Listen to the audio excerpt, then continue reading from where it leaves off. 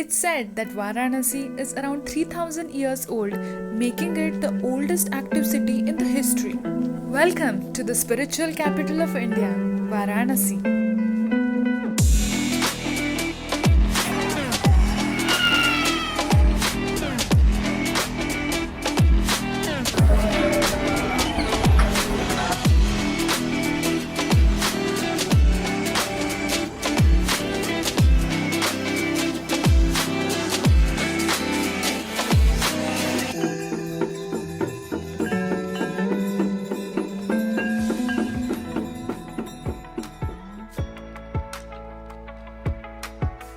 Kashi Vishwanath Temple is one of the 12 Jyotirlingas, the holiest of Shiva temples.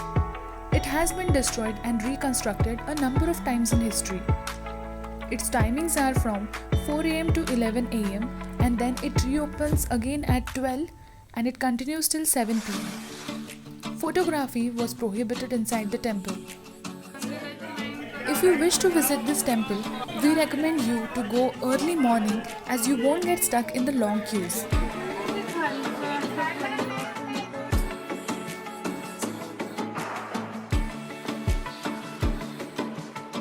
Just a few meters ahead from the spiritual temple is Dashashwamedh Ghat. It is the main ghat in Varanasi on the Ganga river and probably the most spectacular one.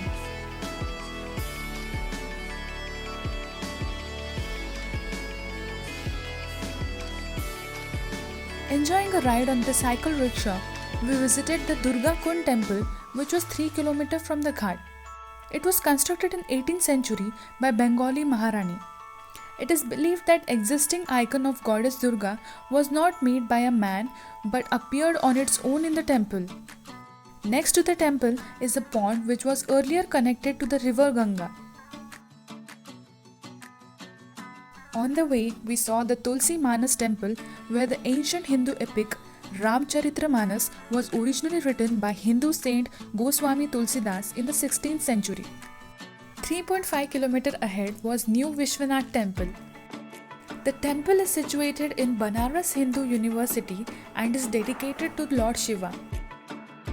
Shri Vishwanath Mandir has the tallest temple tower in the world with the Vimana's height being around 250 feet.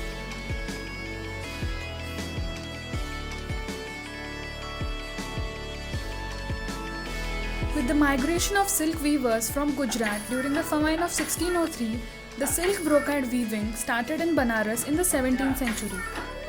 The traditional Banarsi sari is done with cottage industry for about 1.2 million people associated directly or indirectly with the handloom industry of the region. Around 5 pm, we went to the ghat to feel the mysticism of Banaras.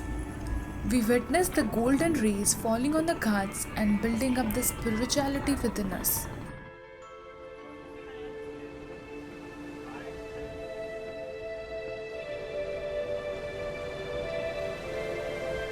This temple is made of terracotta, stone and wood, and it is exact replica of the Pashupatinath temple in Kathmandu.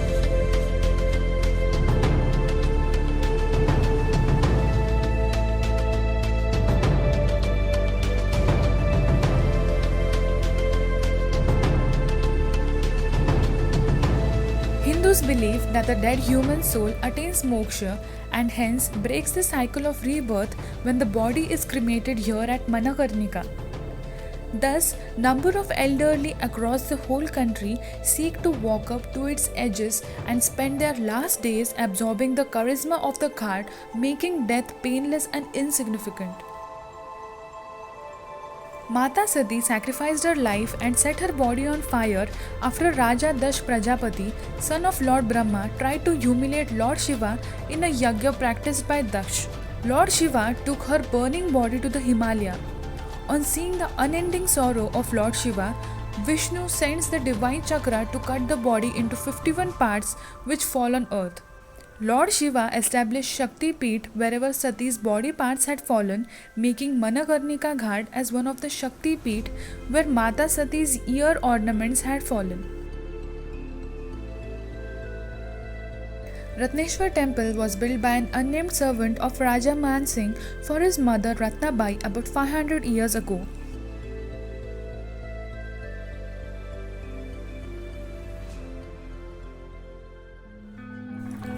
The next day we took a boat and set off to Panchganga Ghat.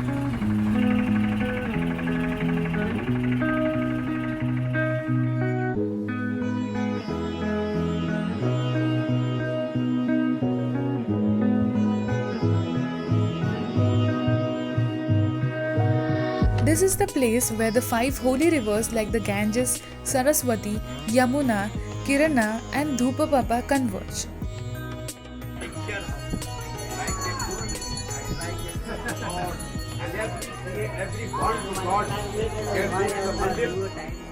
The Panchganga Ghat stands as an example of Hindu-Muslim harmony with the mosque of Alamgir standing tall near the ghat.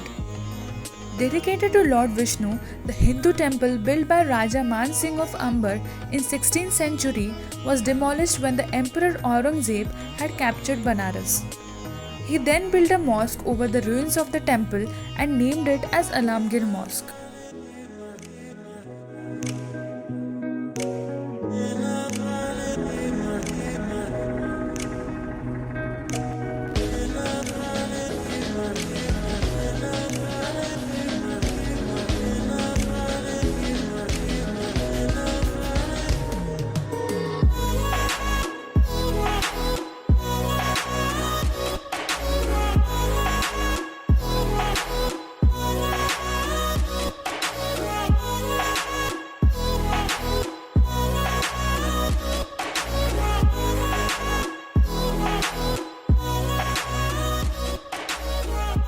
On our way exploring the Banaras Galia, we found a hidden Shiv temple.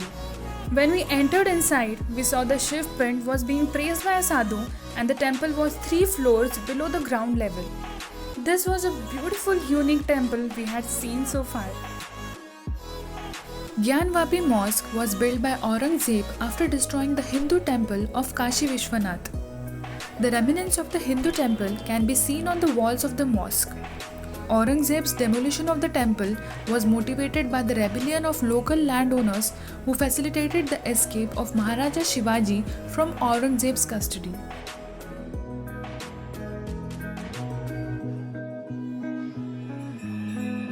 The Ganga Aarti of Varanasi is a shining beacon of devotion and bliss that makes us experience the divinity in and around us.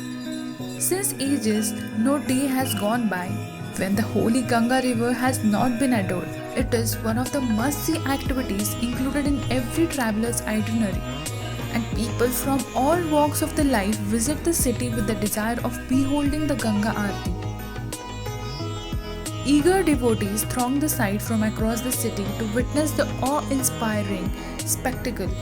Many others take a boat ride from the opposite banks of Ganga river and get the boat parked on the banks of the ghat.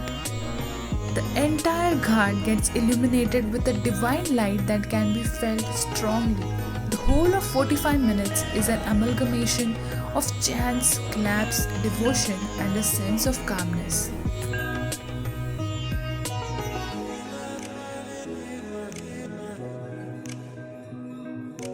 More travel videos are coming up. Don't forget to subscribe and press the bell icon so that you don't miss any update.